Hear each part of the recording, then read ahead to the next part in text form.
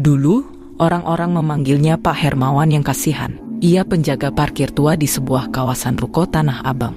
Topi lusuh, rompi oranye pudar, dan kursi plastik merah yang sudah retak di bagian dudukan jadi sahabatnya tiap hari. Setiap pagi, ia duduk di bawah pohon beringin kecil di ujung gang, mengawasi kendaraan masuk dan keluar, mengangkat tangan sambil berseru pelan. Maju, maju terus bang. Oke, sip. Tak ada yang tahu pasti dari mana ia berasal. Orang bilang ia perantauan dari Brebes. Ada yang bilang dulunya sopir angkot, lalu dipecat.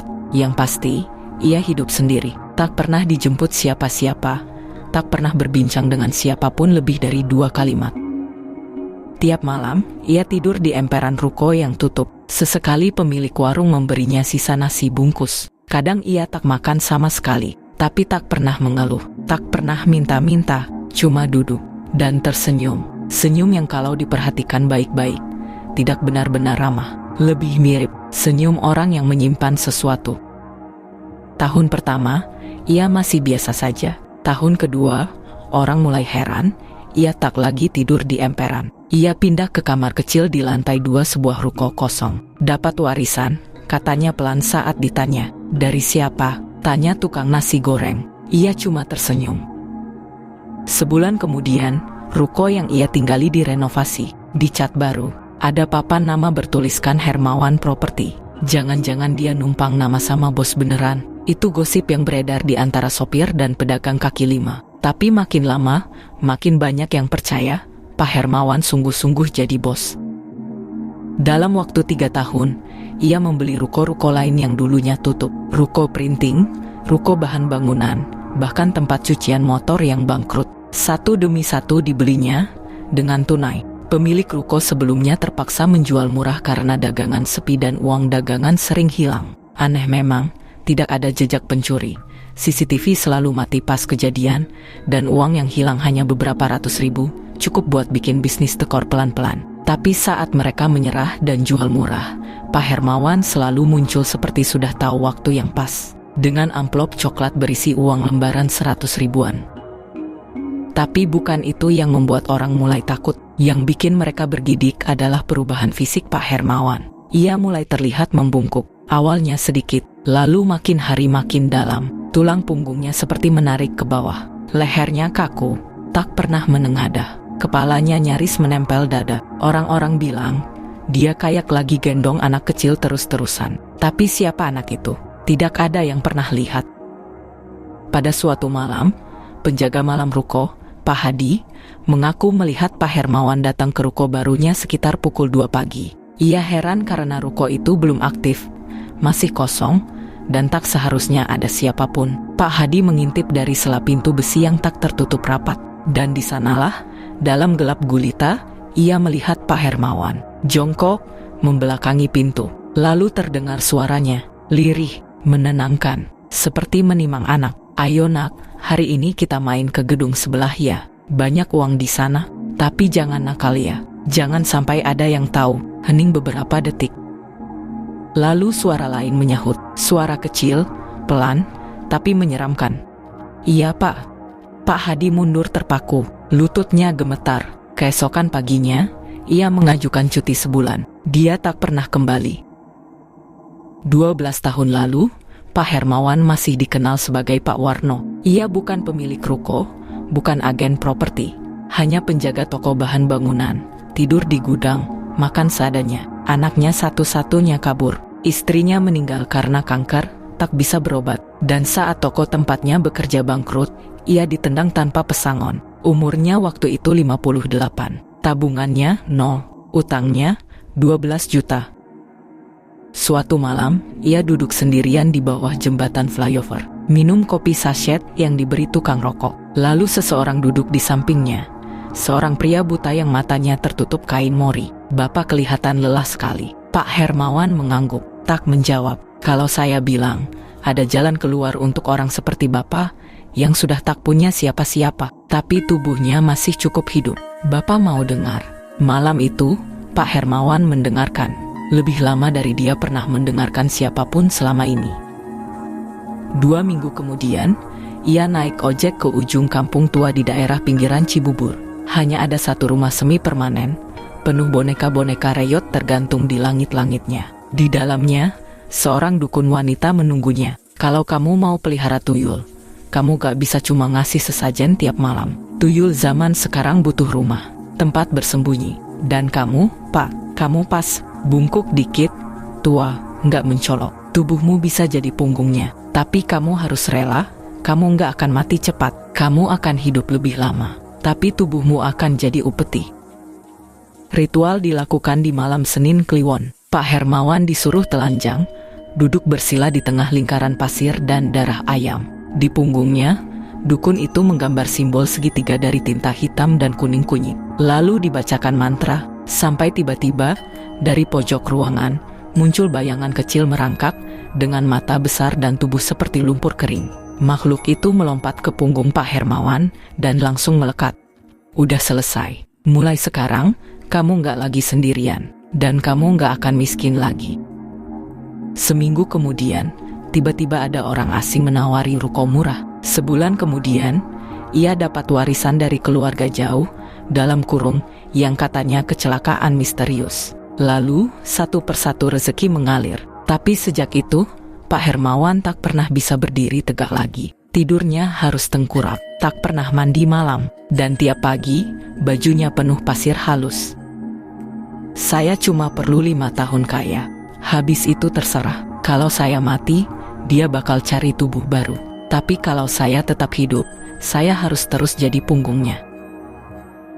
Namanya Ujang Sulaksana, tapi orang biasa manggil dia Mang Ujang. Asalnya dari Garut, tinggal di Jakarta karena anak perempuannya nikah sama sopir truk tronton dan buka warung kecil di belakang pasar rumput. Mang Ujang bukan dukun, tapi orang bilang dia punya mata ketiga. Sejak muda, ia sering dipanggil bantu kalau ada anak kerasukan, rumah kemalingan aneh, atau dagangan tiba-tiba seret.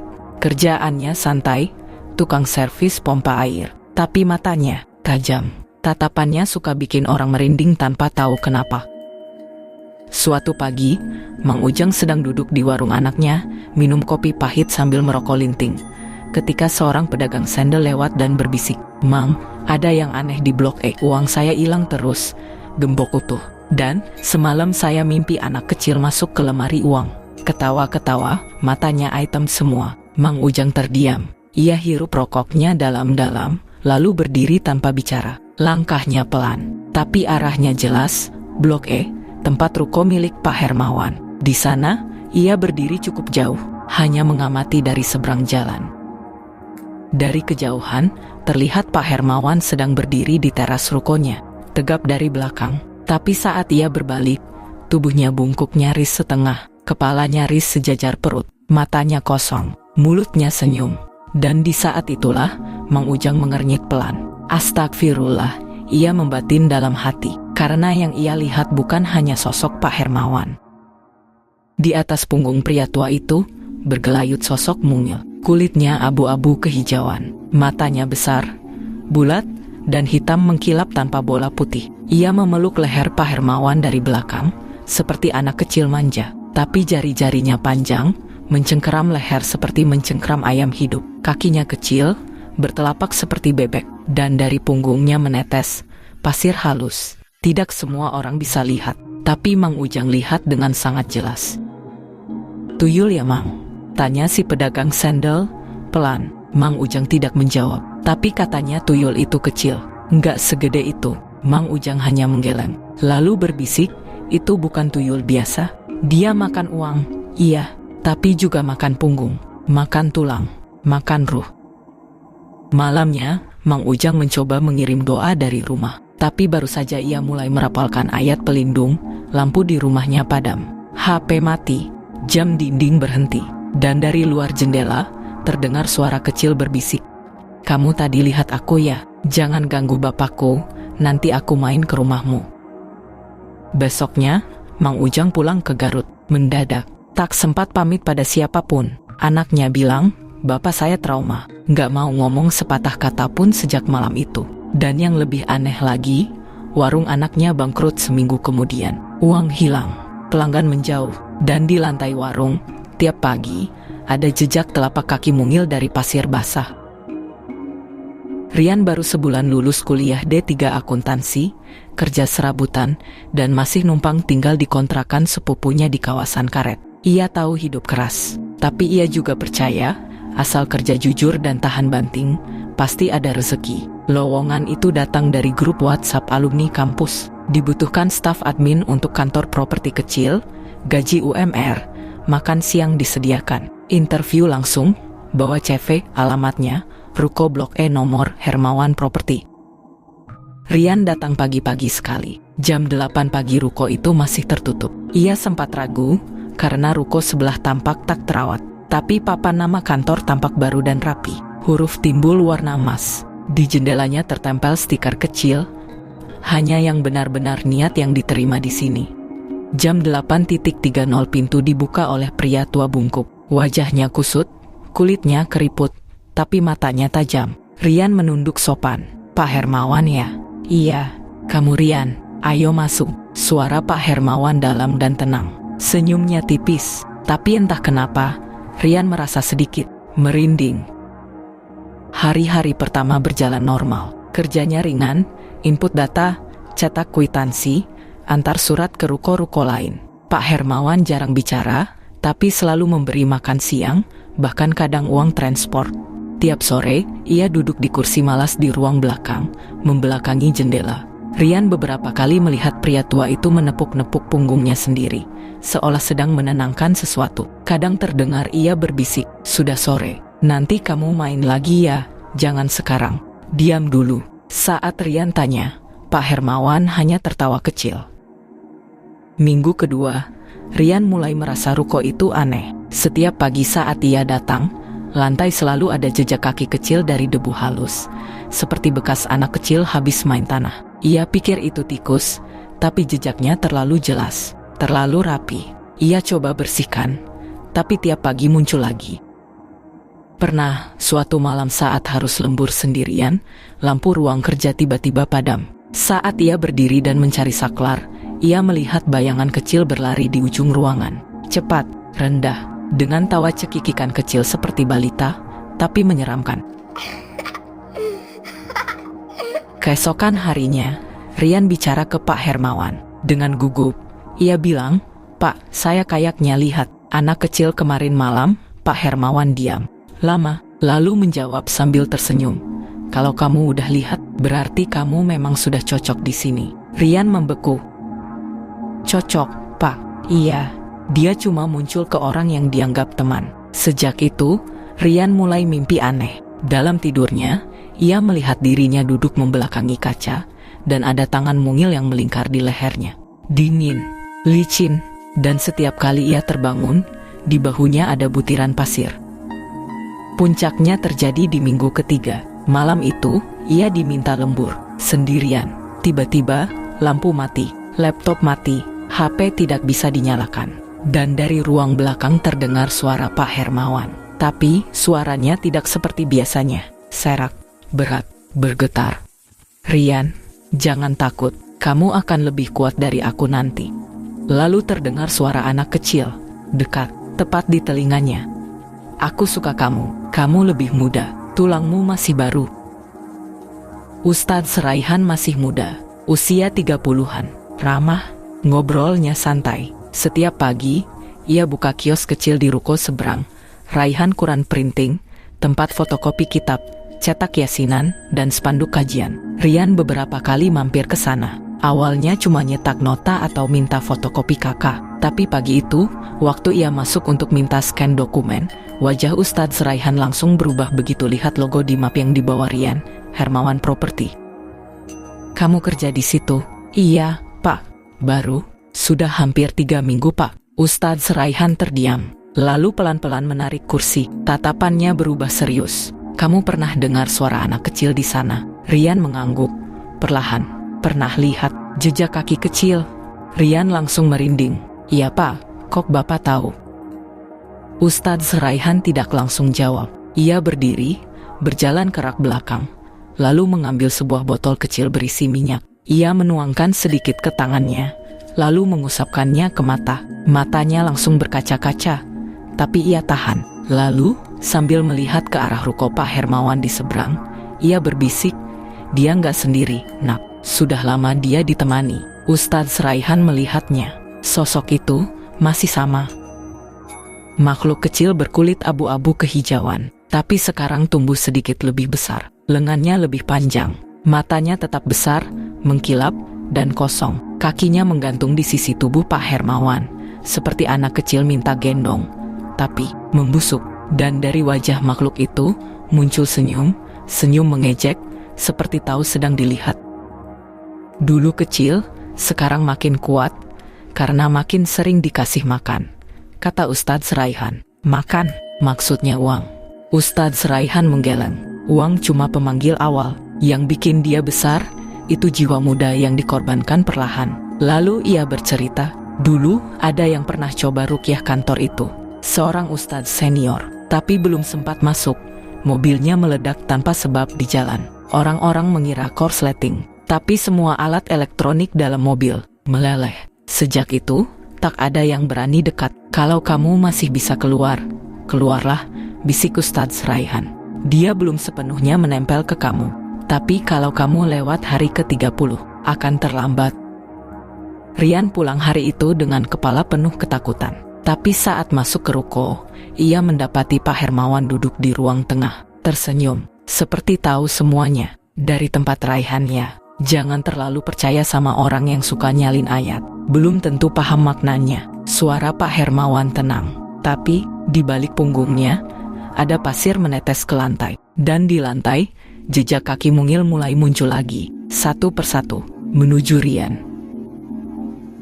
Rian tidak tidur malam itu. Matanya menatap langit-langit kontrakan, tapi pikirannya terus terbayang wajah Pak Hermawan dan sesuatu yang menempel di punggungnya. Jam 2 pagi, ia mendengar suara seperti kuku menggaruk dinding, dan sesekali suara kecil seperti ketawa cekikikan. Tapi begitu ia keluar kamar, semuanya sunyi. Dan di lantai, ada butiran pasir, seperti yang ada di kantor. Dia ngikut. Rian mulai yakin, dirinya sedang ditandai. Keesokan harinya, Rian tetap masuk kerja. Ada niat untuk pamit baik-baik, tapi tiap kali ia mencoba bicara dengan Pak Hermawan, pria itu hanya mengangguk dan tersenyum, seolah sudah tahu segalanya. Sudah tanggal 27 ya?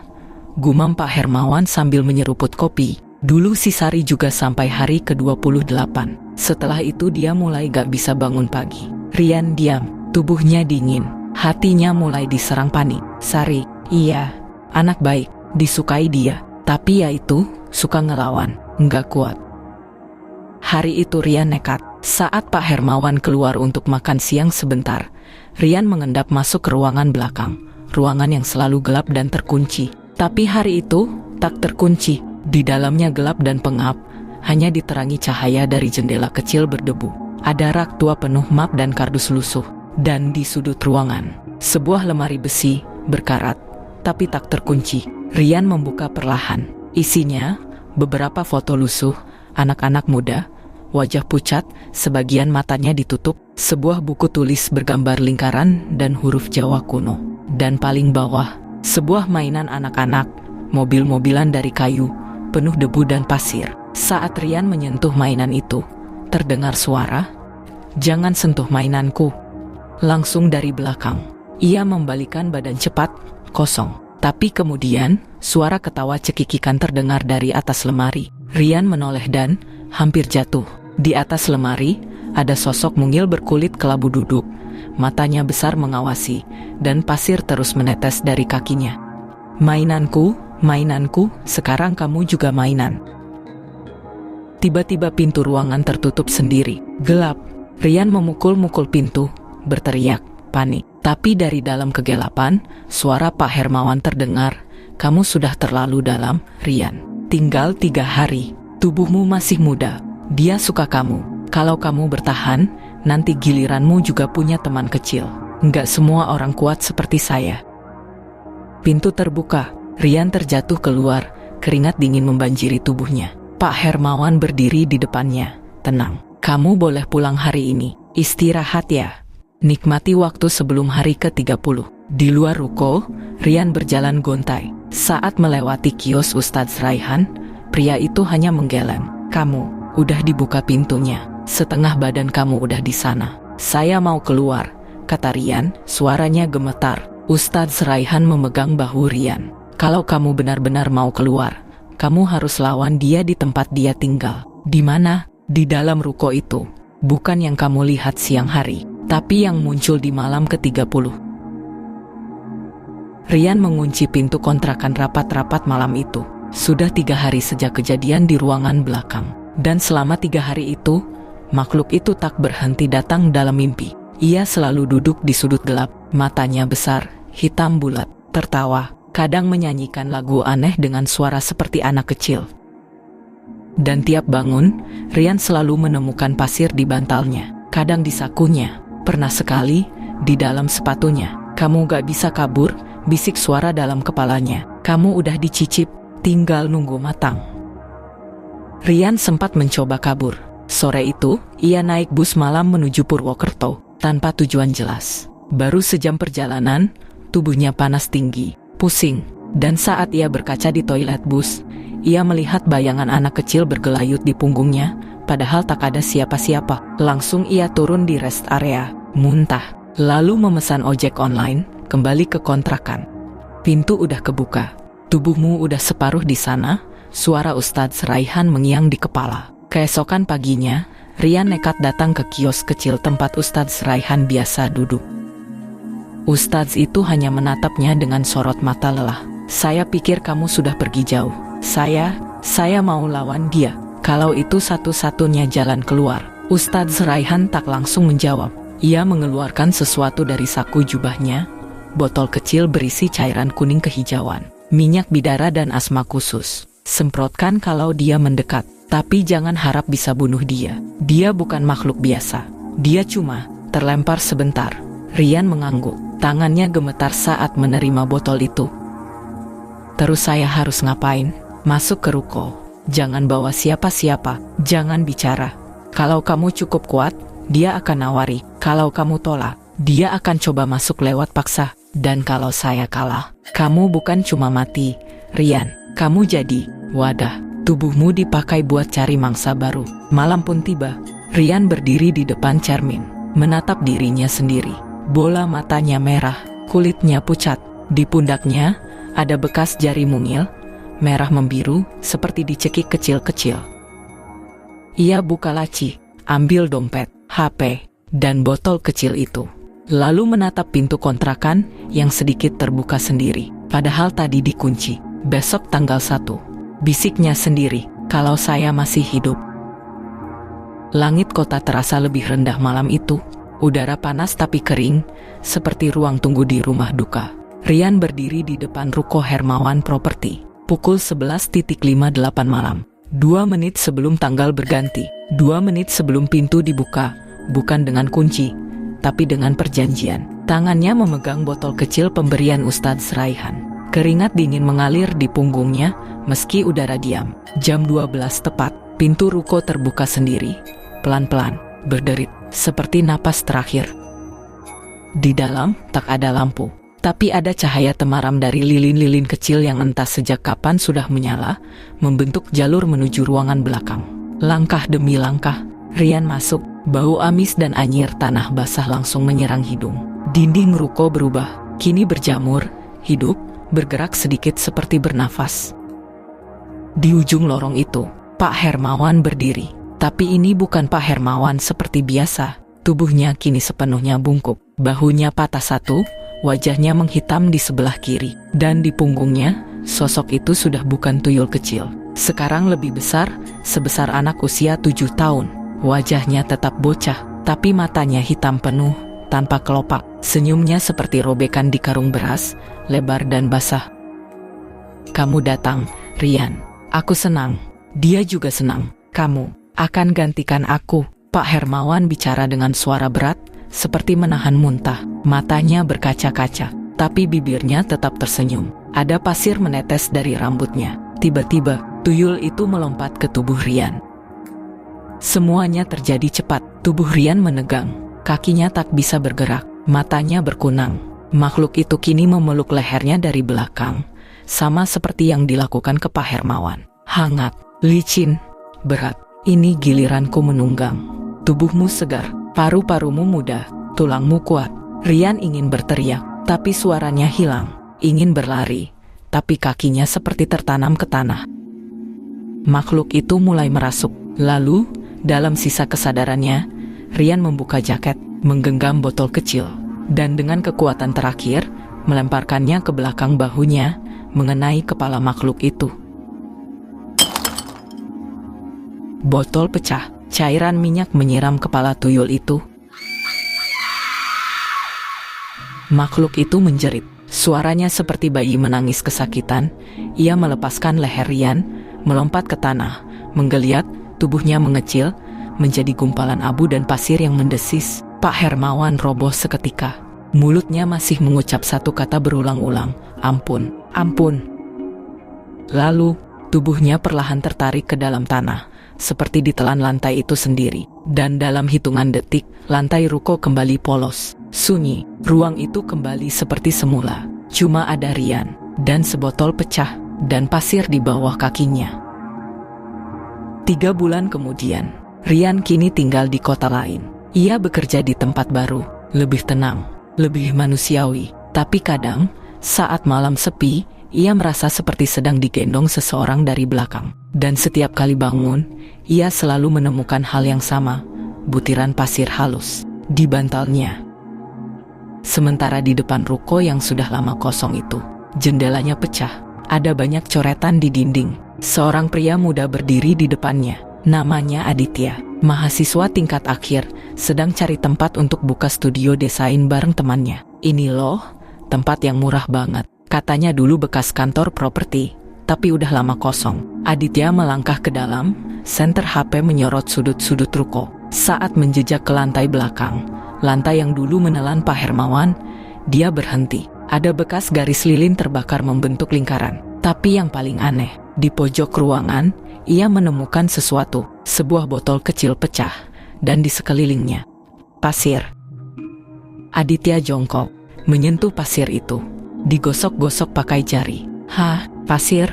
Di dalam ruko, ia tertawa kecil, lalu berdiri, menyalakan kamera ponselnya. Selfie sebentar, tanpa ia sadari, di layar kamera, ada bayangan kecil di belakangnya. Seperti anak kecil sedang berdiri, memeluk punggungnya. Tapi di foto itu, matanya tak terlihat. Cuma 2 lubang hitam,